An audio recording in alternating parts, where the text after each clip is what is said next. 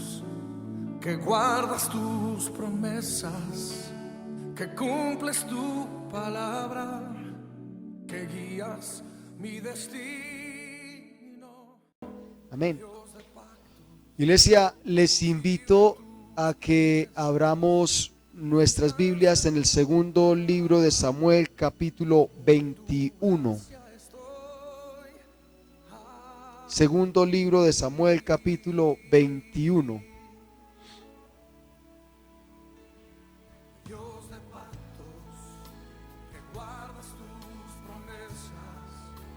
En la predicación anterior estábamos concluyendo cómo nuestras inconformidades nos convierten en un Salomón en potencia. Cómo nuestras inconformidades nos convierten, cualquiera de nosotros puede ser un Salomón, un Salomón no, un Absalón, estamos completamente desenfocados, perdidos. Un Absalón en potencia.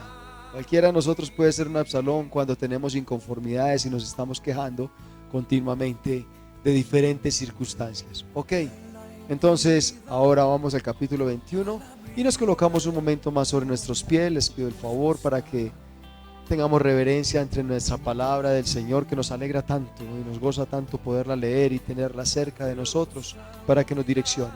Dice el segundo libro de Samuel, capítulo 21, verso 1 en adelante: hubo hambre en los días de David por 3 años consecutivos. Y David consultó a Jehová, y Jehová le dijo: es por causa de Saúl y por aquella casa de sangre, por cuanto mató a los gabaonitas. Entonces el rey llamó a los gabaonitas y les habló. Los gabaonitas no eran de los hijos de Israel, sino del resto de los amorreos, a los cuales los hijos de Israel habían hecho juramento, pero Saúl había procurado matarlos en su celo por los hijos de Israel y de Judá. Dijo pues David a los gabaonitas: ¿qué haré por vosotros, o qué satisfacción os daré para que bendigáis la heredad de Jehová? Y los gabaonitas le respondieron: no tenemos nosotros querella sobre plata ni oro con Saúl y con su casa, ni queremos que muera hombre de Israel. Y les dijo: lo que vosotros dijereis, haré. Ellos respondieron al rey: de aquel hombre que nos destruyó y que maquinó contra nosotros para exterminarnos, sin dejar nada de nosotros en todo el territorio de Israel, désenos 7 varones de sus hijos para que los ahorquemos delante de Jehová en Gabaa de Saúl, el escogido de Jehová. Y el rey dijo: yo los daré.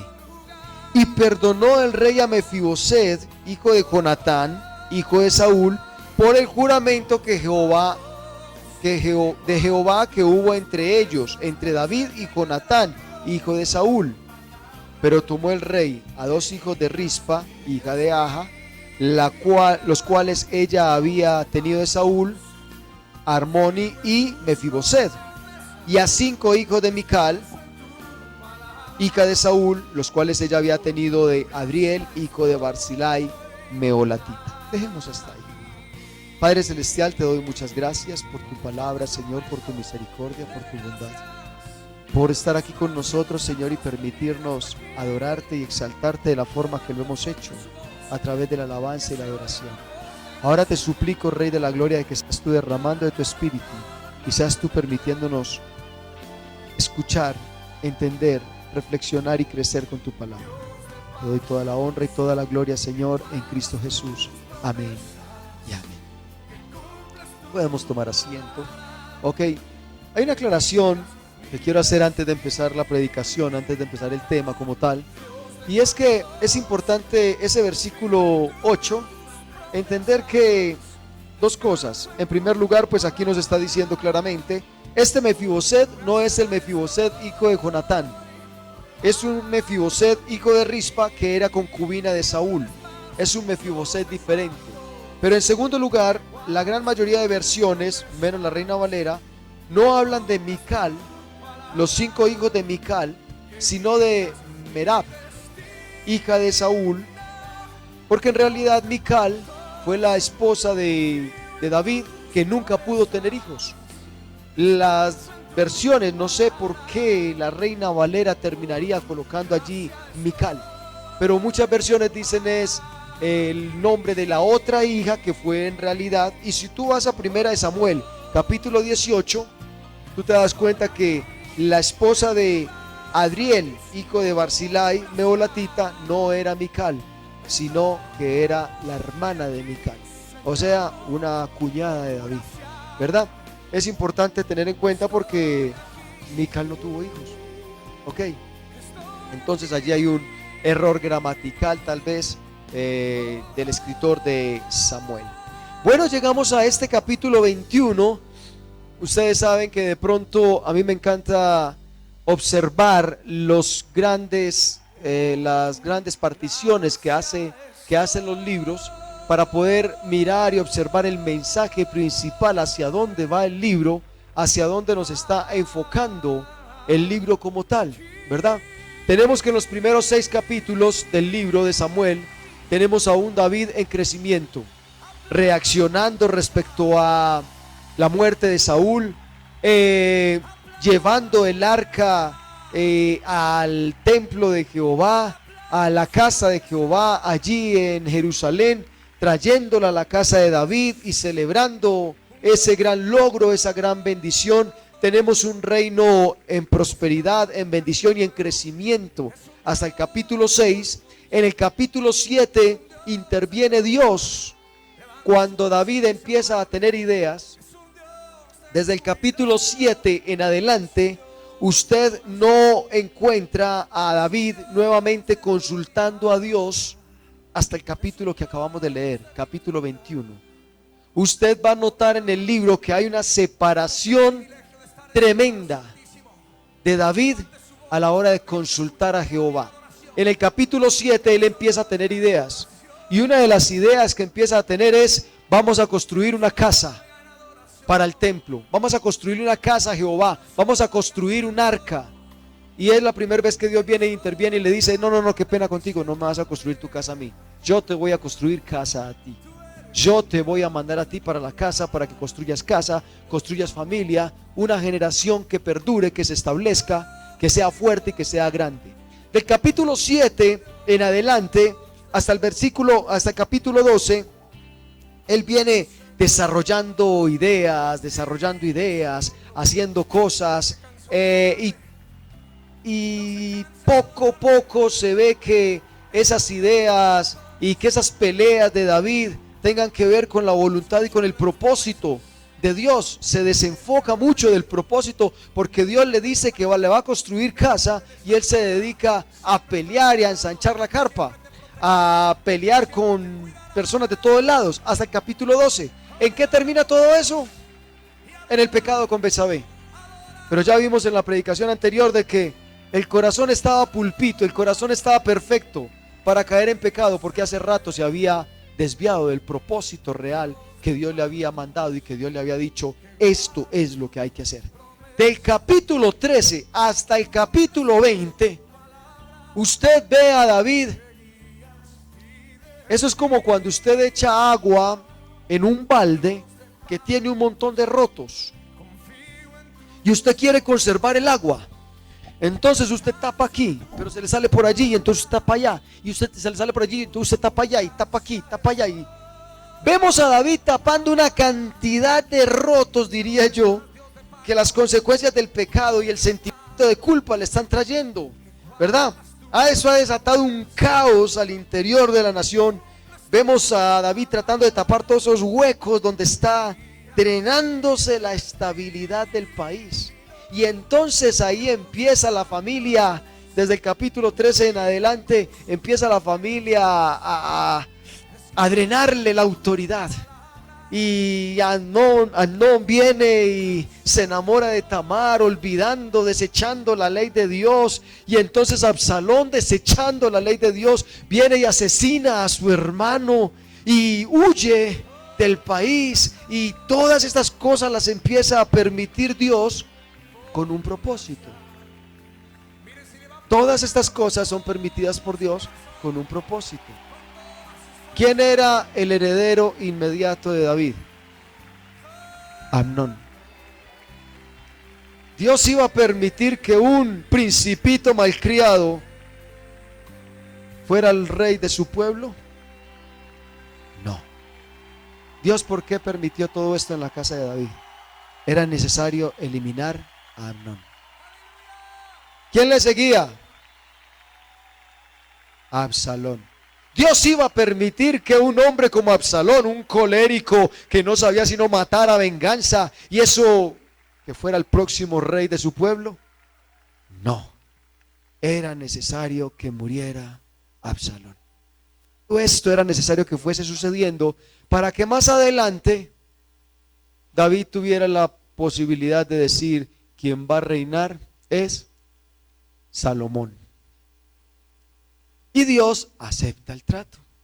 Es Salomón quien va a guiar al pueblo. Entonces ahí vemos a David tratando de tapar huecos. Y entonces después viene y después de la sublevación de Absalón, por allá se levantó otro llamado Seba. Y David es tratando de tapar huequitos. Y entonces mate a aquel, mate a este, mate a aquel. Y murió aquel, y entonces aquel Bueno, hasta que por fin, otra vez en el capítulo 21, volvemos a escuchar, que para mi concepto me dio un refrigerio impresionante, estas palabras de que hubo hambre en los días de David por 3 años consecutivos, y David consultó a Jehová.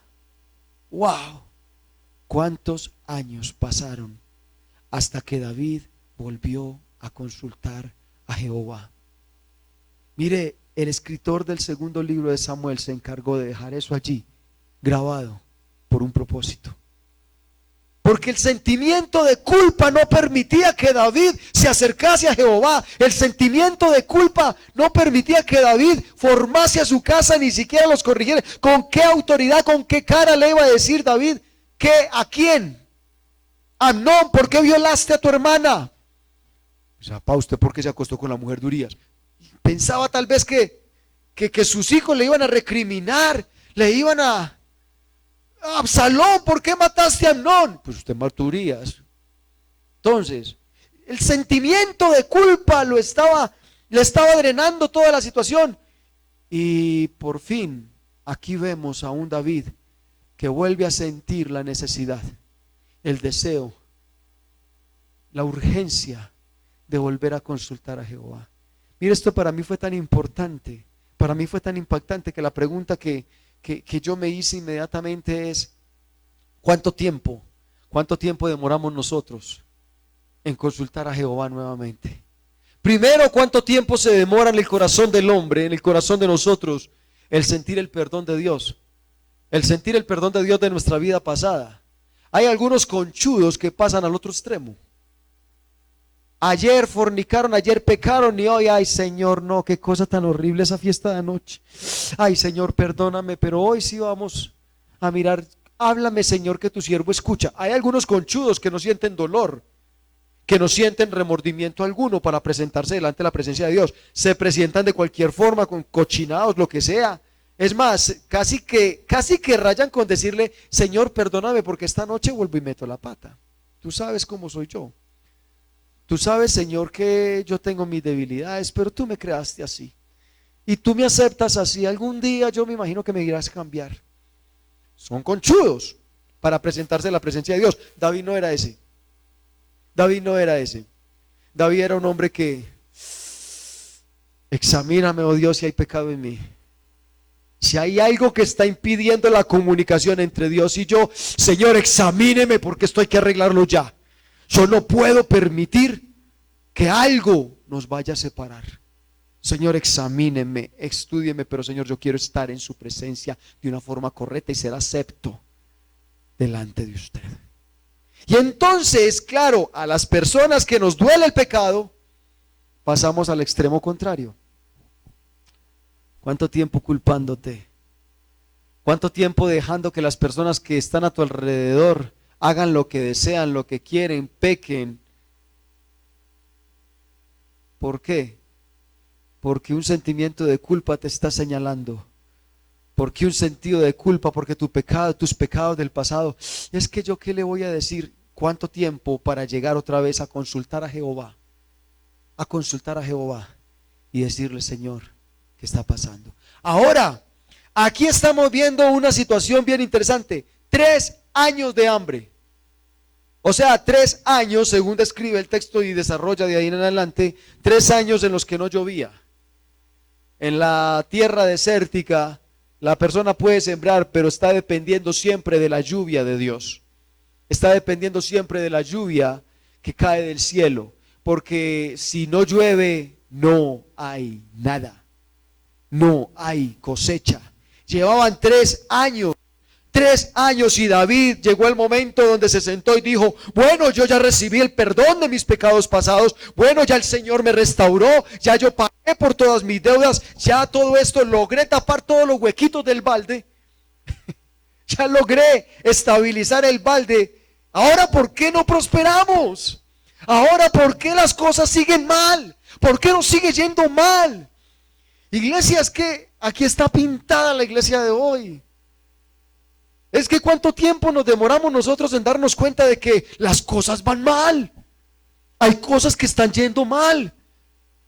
Y empezamos a ver dificultades en la casa. Y empezamos a ver dificultades en el trabajo. Y empezamos a ver enfermedades. Y empezamos a ver crisis económicas. Y empezamos a ver rebeldía de parte de los hijos. Y empezamos a ver que todo se nos sale de control. Y nosotros ahí, dándole vueltas hasta que llega el momento. Ojalá hay 3 años nomás.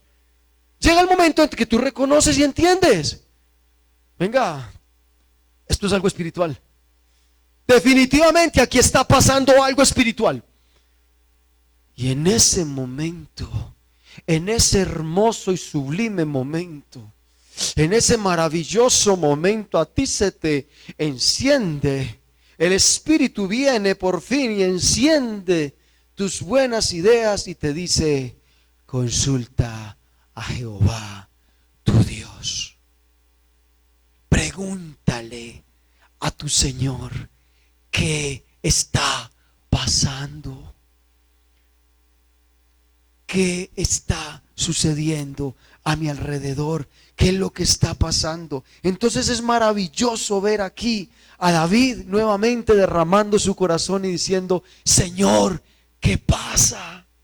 Y Dios, cuando alguien viene y le pregunta, Dios responde.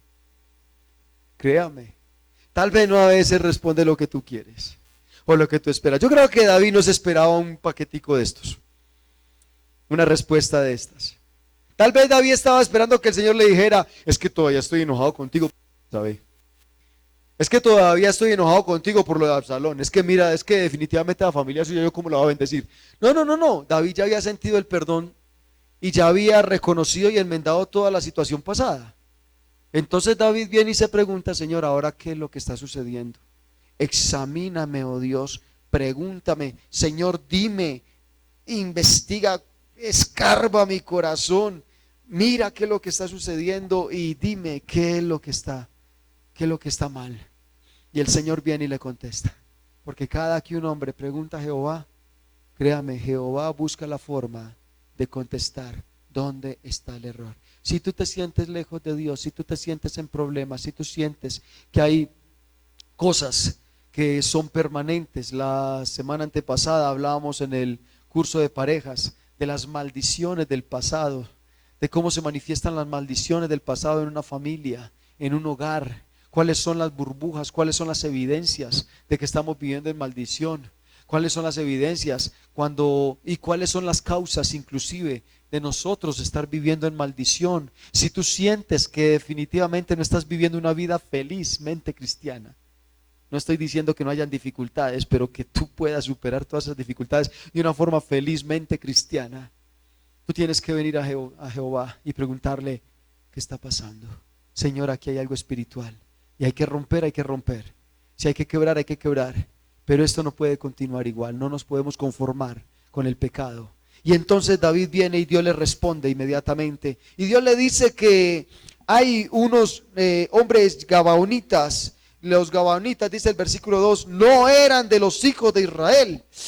Interesante que Dios esté defendiendo un pacto que se hizo con personajes que no eran del pueblo de Dios. Ahora entonces la pregunta que surge es: ¿Dios defiende a los inconversos? ¿Dios defiende A los que no son suyos, si usted se metió con ellos, sí. Aquí el problema no son los gabaonitas, aquí el problema es el pueblo de Israel que se metió con los gabaonitas. ¿Quién fue el que hizo pacto con los gabaonitas? El pueblo de Israel. Entonces Dios viene y por amor a su pueblo y por amor a su nombre, viene y dice: ustedes hicieron un pacto con los gabaonitas y ahora lo están quebrantando.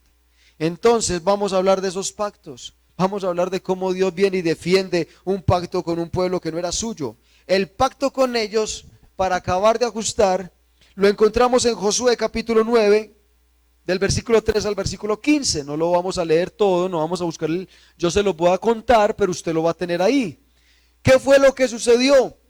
A los gabaonitas ver cómo Josué entró en la tierra prometida, derribó los muros de Jericó, derribó los muros de ahí, derribó diferentes naciones, empezó a conquistar naciones. Los gabaonitas fueron muy inteligentes.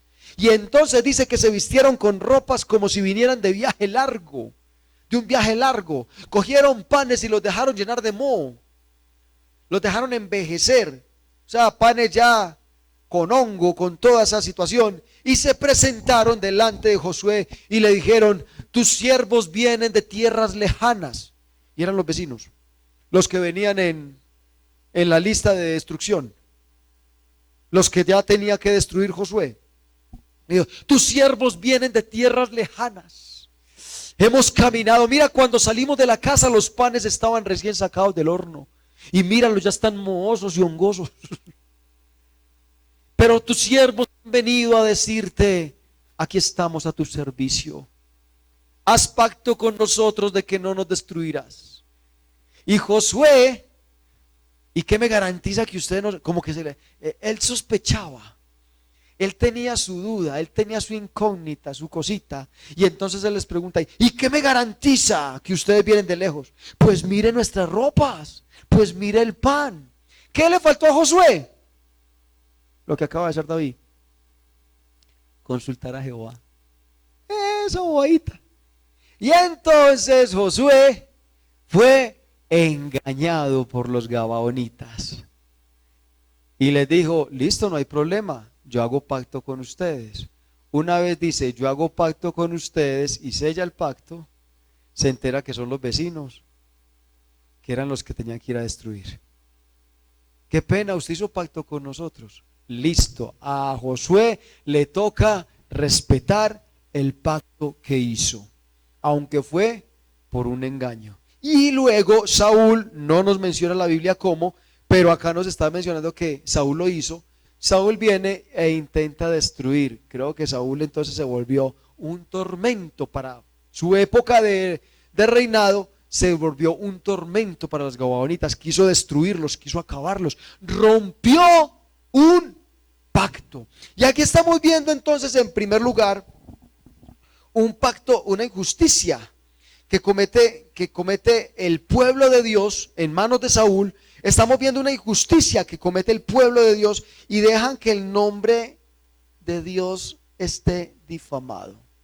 El problema no era el pacto solamente que se había hecho con los gabaonitas. El problema es que el pueblo de Dios había dado su palabra. Y cuando el pueblo de Dios da su palabra, ¿qué hace Dios?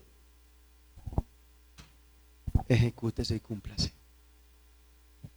Así, querido pueblo de Dios, lo que estamos aprendiendo hoy es mucho cuidado. Mucho cuidado, cómo da usted su palabra. Mire, esto me hizo pensar a mí cuántas veces nosotros como pueblo de Dios ponemos la palabra y cómo estamos dejando el nombre de Dios. Eso es lo que estaba pasando acá. Los gabaonitas estaban difamando no solamente a Israel, al Dios de Israel, porque Israel estaba dejando a ese Dios por el piso. ¿Sabe qué es lo que dicen los paganos? ¿Saben qué es lo que dicen los no creyentes cuando usted y yo no cumplimos lo que prometemos? Esos cristianos no cumplen nada. Esos cristianos son igual que todos. Prometen y dicen mentiras.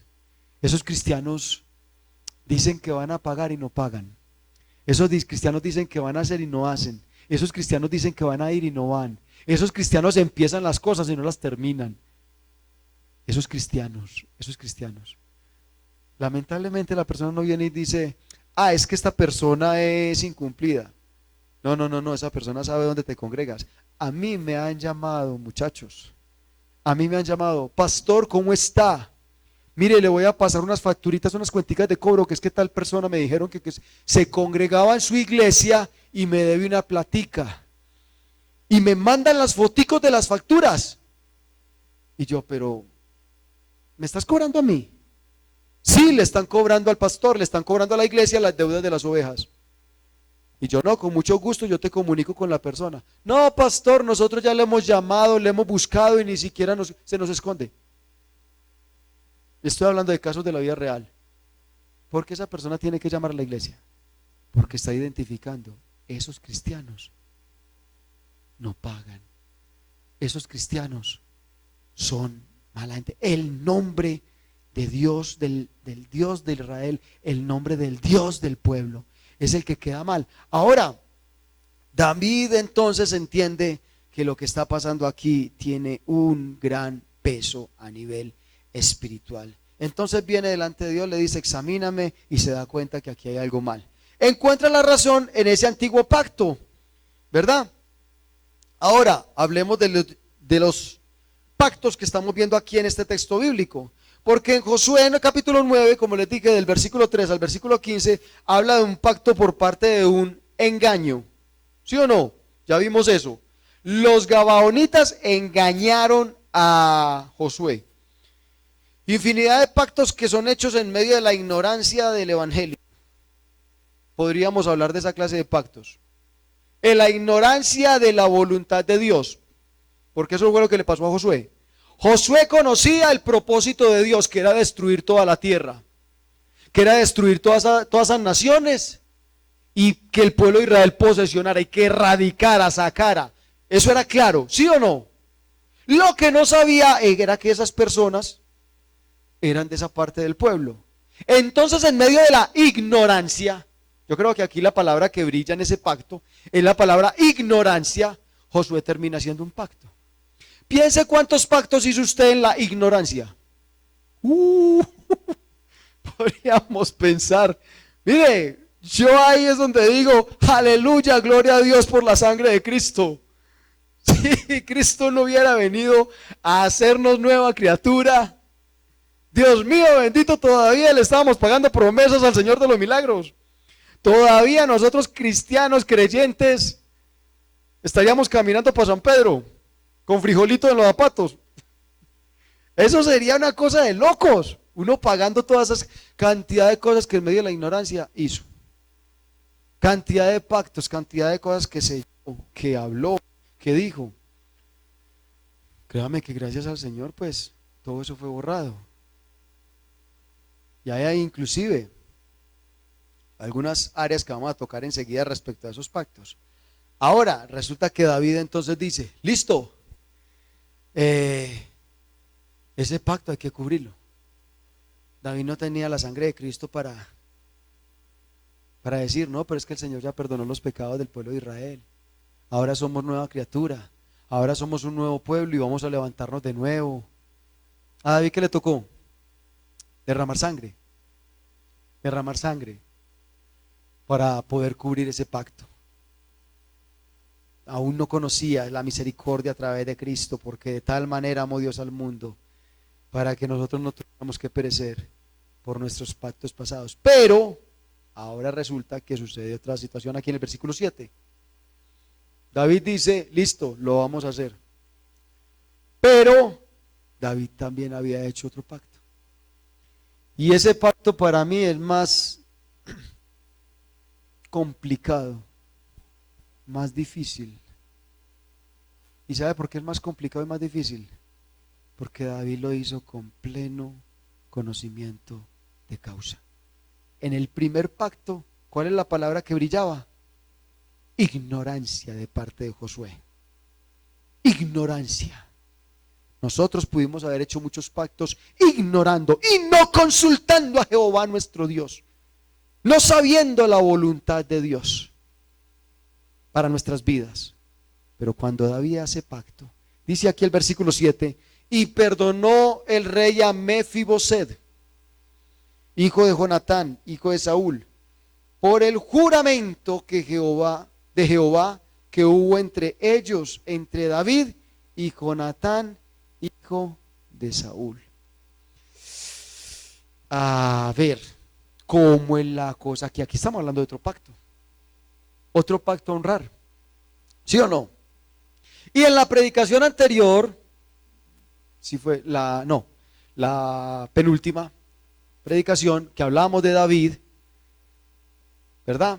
Hablábamos del desenfoque de David, veíamos el caso con Mefiboset como uno de los desenfoques de David, una de las áreas en las cuales David, uno se pregunta, pero usted qué está haciendo ahí, que inclusive en el tema de la misericordia con Mefiboset ni siquiera se menciona el nombre de Dios por ninguna parte. Solamente cuando David dice, yo voy a hacer la misericordia de Dios, pero ni siquiera le preguntó a Dios si quería que hiciera misericordia. ¿Qué fue lo que movió a David a tener que llamar a Mefiboset y sentarlo inclusive a su mesa y decirle que le iba a devolver los reinos, que no sé qué? Un pacto que él hizo. ¿Y lo hizo con quién? Con Jonatán, el papá de Mefiboset. Ahora, ¿cuándo lo hizo? Resulta que en la palabra de Dios nos cuenta la historia que en primera de Samuel, primer libro de Samuel, capítulo 20, versículo 15 al 17, nos habla de dicho pacto. Dice que David hace pacto con Jonatán y le dice, no destruiré tu casa. ¿Cuál era el propósito de Dios con la casa de Saúl? ¿Qué había dicho Dios respecto a la casa de Saúl? Que iba a ser destruida, que iba a ser acabada. ¿Por qué ungió Dios a David? ¿Por qué tuvo que buscar un segundo rey cuando ya había un rey en Israel, cuando ya había un ungido? Cuando Dios le dijo a Samuel, ve y busca un nuevo rey, ¿era por qué? Porque este primer rey falló y toda su casa tiene que ser borrada. ¿Para qué? Para que nazca un nuevo principio, para que nazca un nuevo reinado, para que nazca algo nuevo. Entonces cuando David viene y hace pacto con Jonatán, la pregunta es, ¿David conocía las intenciones y los propósitos de Dios? Por supuesto que los conocía. ¿Y qué está haciendo? Pacto. Un pacto que inclusive lo está atando a él, pero con pleno conocimiento de causa, con pleno conocimiento de que se está yendo en contra de la voluntad de Dios. Iglesia, ojo con los pactos que hacemos, porque Dios los honra. Dios te hace responder, porque es su nombre el que está quedando, es su nombre el que está quedando en juicio por los inconversos. Es que no cumplen sus pactos. A David le tocó, nuevamente en el capítulo 9 del segundo libro de Samuel, ¿qué le tocó hacer? Honrar un pacto que él hizo. ¿Quién lo hizo? Él. ¿Bajo la voluntad de quién? De él. ¿Ahora qué? Pague. Ahí es donde tenemos de pronto la diferencia, y quiero hacer una pequeña acotación de los pactos que nosotros hacemos, los diferentes pactos que nosotros hemos hecho en nuestra vida. Por ejemplo, ustedes han preguntado, muchas personas han llegado aquí a la iglesia y se han preguntado, pastor, mire, lo que pasa es que yo acabo de conocer de Cristo, pero resulta que es que yo he tenido 3 matrimonios y de cada matrimonio he tenido un muchacho. O sea, es que yo soy un padre muy responsable, a cada hijo le tengo una mamá, he vivido con las tres, y entonces ahora resulta que estoy como la mujer samaritana. La mujer que tengo tampoco es mi mujer. ¿Qué hago? Y resulta que es que usted hizo un montón de pactos en medio de la ignorancia, que yo como le digo, mire, ahora tiene que irse con las 3 y vivir con ellas. Ahora se tiene que volver a rehacer su pacto porque usted lo hizo desde chiquito. Bueno, no hablemos de 3, Hablemos de aquellas mujeres que dicen, me divorcié, me separé, estando en el mundo, sin conocer de Cristo, me separé, me divorcié, quedaron 2, 3 niños, ese tipo ya tiene un hogar, ese tipo ha formado ya una familia, por aparte, ahora yo también tengo una familia, acabamos de conocer de Cristo, y el legalista, no falta el legalista que viene y le dice, usted tiene que honrar su pacto pasado. Pero es que yo lo hice en la ignorancia de Cristo, yo lo hice en la ignorancia del Evangelio. Y el legalista viene y te dice, no, tienes que regresar. Pero es que el tipo ya tiene hijos con esa señora, pero es que ya ahí no hay forma de... No, usted tiene que quedarse entonces soltera, tiene que votar. Pero es que yo ya tengo un hijo, 2 hijos, 3 hijos con este otro... No, no, no, no, no. Es que su primer marido es... Ay, Señor Jesús. La pregunta que yo me hago respecto a ese tema es, ¿para qué sirve la sangre de Cristo? ¿Para qué sirve el perdón de Cristo? Si no es para todas aquellas cosas que en medio de la ignorancia hicimos. Y estoy colocando uno de los tantos ejemplos, porque es que hay una cantidad de pactos. Conocí dentro de la iglesia acá una persona que le dijo a otra, usted cuando era inconverso prometió ir a San Pedro caminando, y usted ahora que es cristiano tiene que pagar su promesa porque Dios honra los pactos. Vaya hasta San Pedro caminando. Y yo, ¿y para qué sirve la sangre de Cristo? Si no es para perdonarme de todas aquellas cosas que yo en mi ignorancia pacté, organicé. Pero cuando tú tienes todos esos pactos que te atan de tu pasado, tú no vas a poder proyectar tu vida cristiana. ¿Qué hace un cristiano caminando para San Pedro con frijoles en los zapatos? Y desde la entrada de San Pedro se arrodillan. ¿Qué hace un cristiano pagando pactos con Satanás? Si Jesucristo vino para liberarnos. Pero resulta que ahora eres creyente, ahora eres cristiano. Y entonces estamos hablando de los pactos matrimoniales, ¿no es cierto? Que hicimos en medio de la ignorancia. Ah, pero llegaste al Evangelio y conociste a tu David. Conociste a todo un David y wow, tú dijiste, uy Señor, ese Sansón en el nombre de Cristo Jesús, ese es para mí. Y entonces te cuadraste con él, te organizaste con él e hiciste pacto matrimonial. Y resulta que a los pocos meses ese David se convirtió en todo un Goliat. No era exactamente lo que tú pensabas. No era ese pequeñito, sarquito, monito, bonito. No, era ese gordo, grande, gigante de Goliat, que huele maluco, resulta que ronca, resulta que...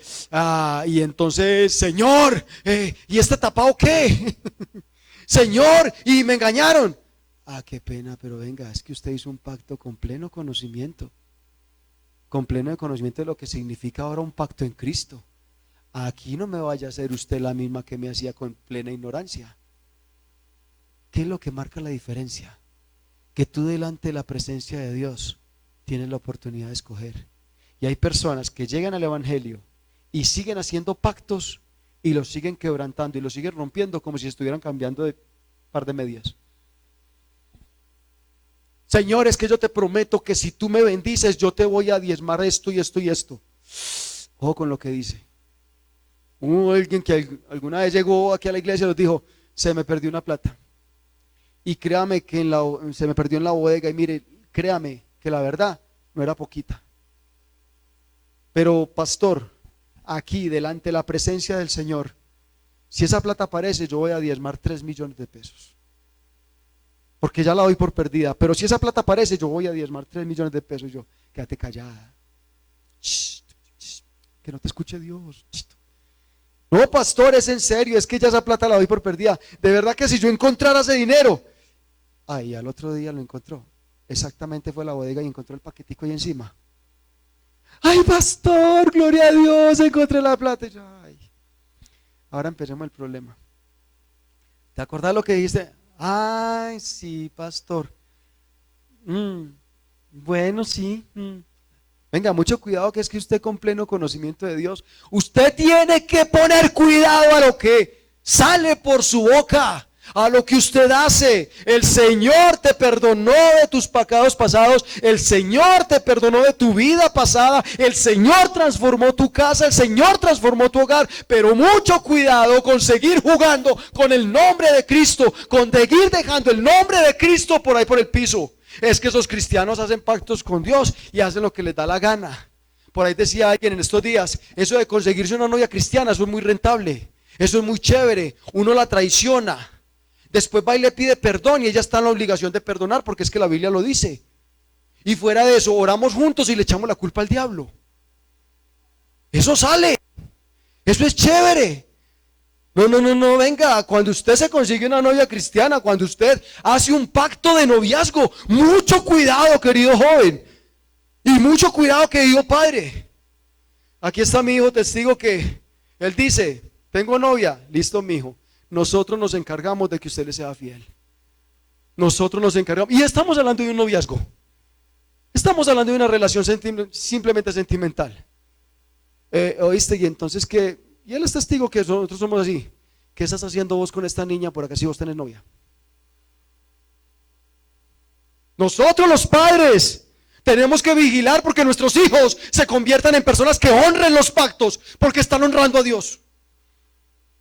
Porque están honrando a Dios. Y mucho cuidado, porque nuestros hijos ya son conocedores del evangelio. Y por ende tenemos que hacerlos personas de bien.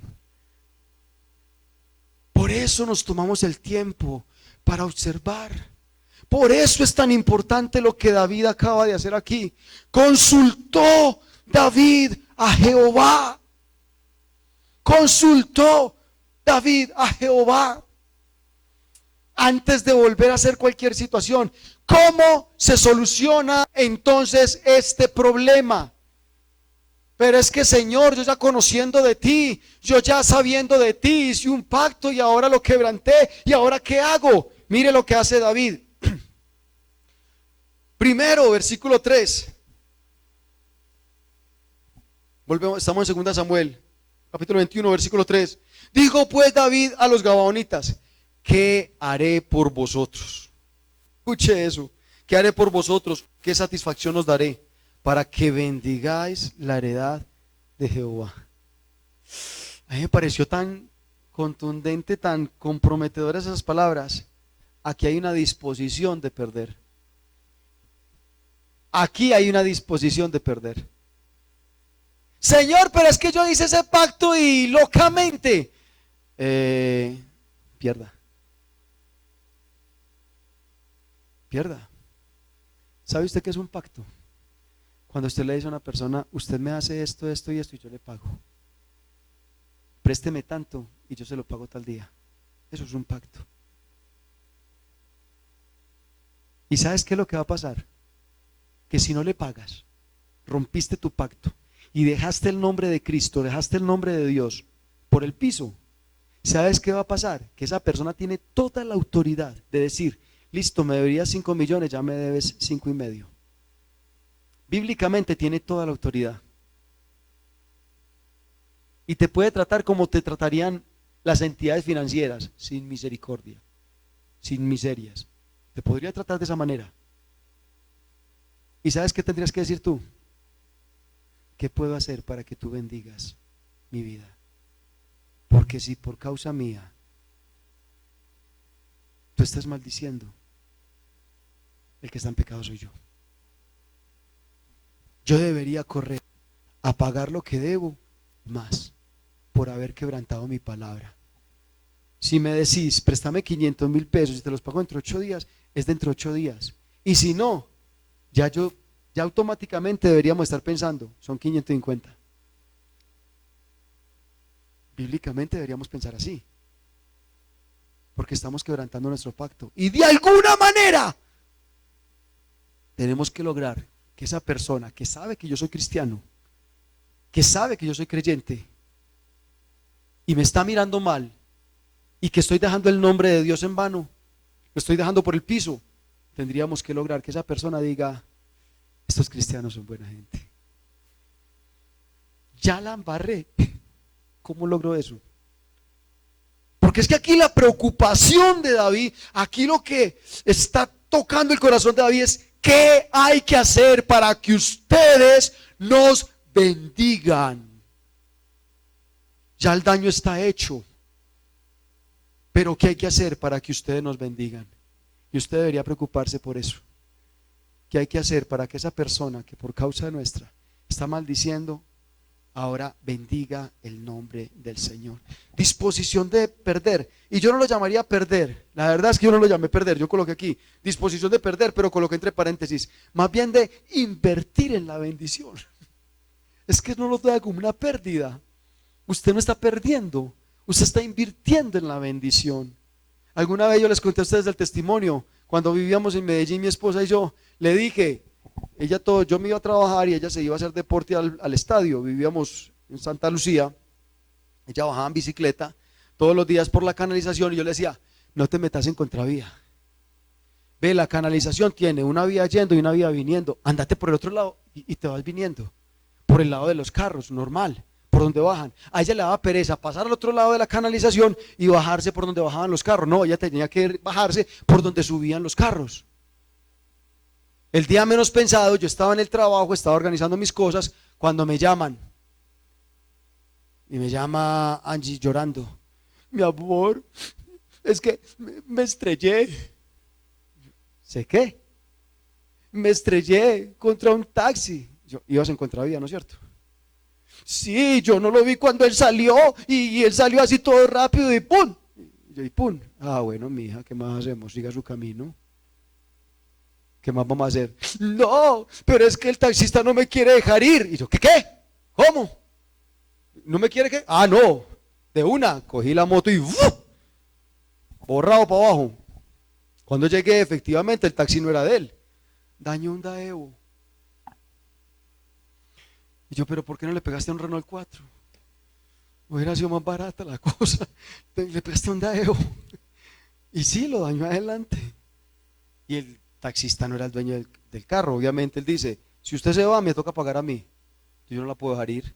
Entonces, claro, yo llegué y yo, mi amigo, ¿cómo hacemos? No, espere que llegue el patrón. Ya el patrón viene para acá, no me preocupe. Yo no es que la esté secuestrando ni nada, sino que es que te llegó el patrón. Hermano, eso vale, pues hay 500, hermano, la verdad, eso vale por ahí 200, 250. Llamé a un latonero amigo y sí, él me lo arregla por 200, 250. No, eso no me puede arreglar así, hermano, la verdad es que tengo 180.000 pesos aquí en el bolsillo. Eso es lo que tengo. Y no eran míos, eran de la empresa. Gracias a Dios la empresa confiaba mucho en mí. Y yo tenía 180.000 pesos, la verdad tengo 180.000 pesos acá. Si quiere tómelos y dejemos así, arreglamos de esta manera. Ah, bueno, hágale. Muchacho, hay que perder. Y me tocó pagarle a la empresa 180.000 pesos. Y después coger la bicicleta toda mala y mirar a ver cómo la arreglo porque esa llanta quedó vuelta a nada. Le hizo un rasponcito al carro, pero con la llanta del carro acabó con la bicicleta. Y toca arreglar la bicicleta porque entonces ahora quién se aguanta allí diciendo no, ¿y con qué voy a ir al estadio? Hágale, si la... Y ella, mi amor, por mi culpa, 180.000, 180.000 hace 20 años. No 180.000 ahora, hace 25 años más o menos. Recién casado, 23 años. Mi amor, 180.000 pesos. Yo, mi amor, la paz no tiene precio. Y hay que perder. Hay que invertir en la bendición. Ese hombre se fue bendiciendo después de que nosotros íbamos en contravía. Ese hombre dijo, hombre, esta gente es legal, esta gente cuadra. Si te toca invertir, no huyas, no te escondas, da la cara, dé la cara. Y si usted lleva mucho tiempo debiéndole plata a alguien y sabe que le tiene que pagar y le ha incumplido, dé la cara y dígale, vea, difiramos eso a cuotas, hagamos alguna cosa, pero venga, yo quiero pagar. Cóbreme intereses si es necesario, pero yo quiero pagar, tal vez no tenga con qué, pero aquí estoy dándole la cara. Y que el nombre de Cristo quede en alto. Amén. Amén.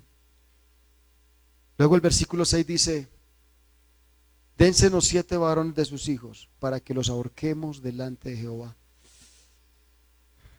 Que eso me lo diga al principio del libro. Yo creo que normal. Que eso me lo diga en la mitad del libro. David matando gente. ¿Sabe qué es lo interesante de todo este texto bíblico? Que el segundo libro de Samuel lo ubica al final del libro, donde David ya tiene un sentido y un dolor por la familia. A David le ha tocado escarmentar a nivel familiar todo lo que usted no se imagina para poder aprender. Créame, para esta época del libro, estos 7 hombres, así sean de la casa de Saúl, a David le van a doler, le duelen. Él conoce ya el valor de lo que es un hogar. Y tú no puedes pretender enmendar las cosas con Dios. No, es que el Señor ya pagó mis deudas. A veces espiritualizamos la situación, ¿no es cierto? Tal vez te va a tocar pagar y pagar con cosas más caras, con lo que a ti te duele. Tal vez el Señor te va a decir, me vas a pagar y con lo que más. Pero es que esa platica la tenía yo ahorrada para... Pues ya no. Pero es que son los ahorros de toda mi vida. Sí. Y sabes, el nombre de Cristo vale más que eso. Y te va a doler. Pero tú tienes que estar dispuesto a pagar el precio que sea necesario. Necesario. Hasta el final. Porque lo que importa aquí, amada iglesia, lo que es indispensable, lo que es necesario, es que el nombre de Cristo quede en alto. Y mire, los gabaonitas le respondieron en el versículo 4. Y con esto quiero terminar. Y los gabaonitas respondieron, no tenemos nosotros querella sobre plata ni sobre oro con Saúl y con su casa. Ni queremos que muera hombre de Israel. Y él les dijo, lo que vosotros dijereis, haré. Los gabaonitas le están diciendo, no. ¿Sabe qué? Deje eso así. ¿Y qué está diciendo David? Yo pago. Muchachos, entiendan, le está diciendo David, entiendan que estoy en sus manos. Entiendan cuando tienes una deuda, cuando tú tienes un compromiso, cuando tú tienes un pacto, tú tienes que entender, es que estoy en manos. ¿Y qué dice la palabra de Dios? Que Dios maldijo al pueblo de Israel en Malaquías porque no fueron fieles a la mujer de su juventud, a la mujer de su pacto, porque Dios honra los pactos de su pueblo. Y usted tiene que entender que en ese pacto, en esa persona que te está mirando feo, está tu bendición o está tu maldición. Y por eso David dice, yo tengo que hacerlo, es que no puedo dejar pasar esto. Es que necesito que ustedes hablen bien de nosotros. Porque delante de la presencia del Señor esto es importante. Yo quiero darle a entender, iglesia, si usted está quebrantando a la mujer de su pacto, si usted está quebrantando a los hermanos del pacto, si usted está quebrantando cualquier pacto que usted haya hecho, es que estamos hablando de algo importante. No lo desprecie, no lo dé por menor, no lo dé por algo pequeño, porque créame, ahí está su bendición. Ahí está su bendición. Y usted cree que está invirtiendo, que está gastando, y no está invirtiendo en la verdadera bendición. Entonces lo que estamos aprendiendo hoy es, invertir en nuestra bendición significa pagar lo que prometimos, pagar lo que dijimos, entregar y estar dispuesto a soltar. Y dice la palabra más adelante que la mamá de estos muchachos fue y tapó los cuerpos de los muchachos durante toda la siembra, y al final de la siembra, al final del tiempo de la siembra, llovió. Eso se podía demorar 6 meses. 6 meses y llovió. Y Dios volvió y respaldó. Y cuando llovió, David y todo el pueblo entendieron: ahora tenemos la bendición sobre nuestras vidas. Yo le quiero invitar a que usted cierre sus ojos.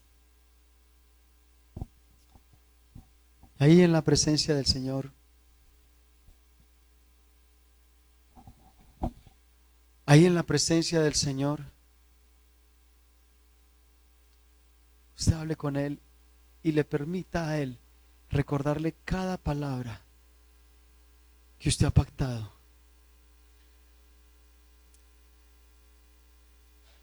¿Qué tal si empezamos en este momento diciéndole al Señor: si todavía no me he perdonado de los pactos del pasado, si todavía no me he perdonado de lo que tú hiciste conmigo para hacerme nueva criatura,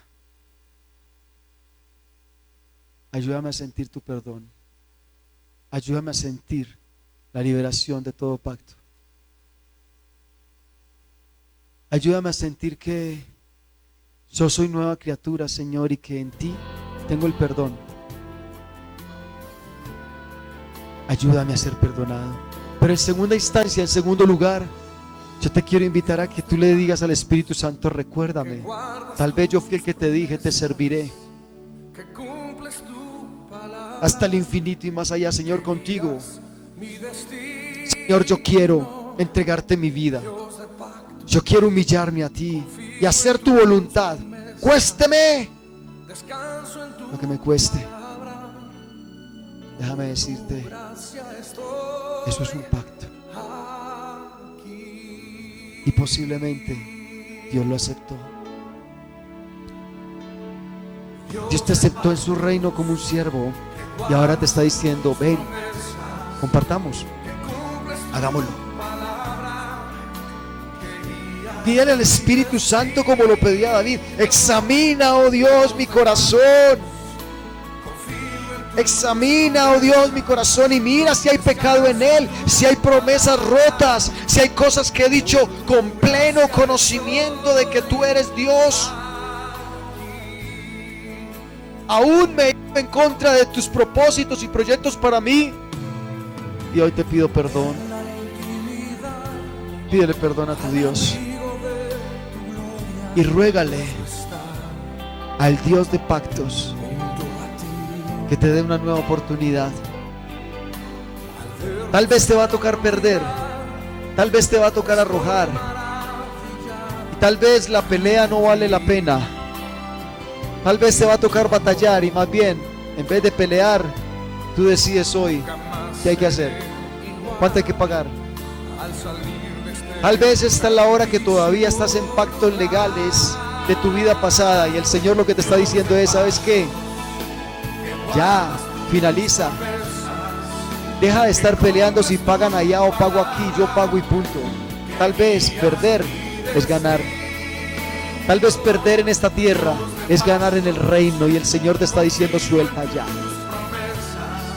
Libérate, y yo te quiero libre para mí. Es más lo que yo te puedo proveer de lo que tú puedes perder por tu vida anterior o por tus pactos anteriores. El Señor está dispuesto a traer bendición sobre tu hogar, sobre tu casa. Señor, te pedimos hoy perdón, te suplicamos que mires nuestro corazón y que seas tú permitiéndonos, Señor, ser libres en tu presencia, Dios, de todo pacto anterior. En Cristo Jesús te damos gracias y te alabamos, Rey de Reyes y Señor de Señores. Amén y amén. Dios les bendiga, iglesia.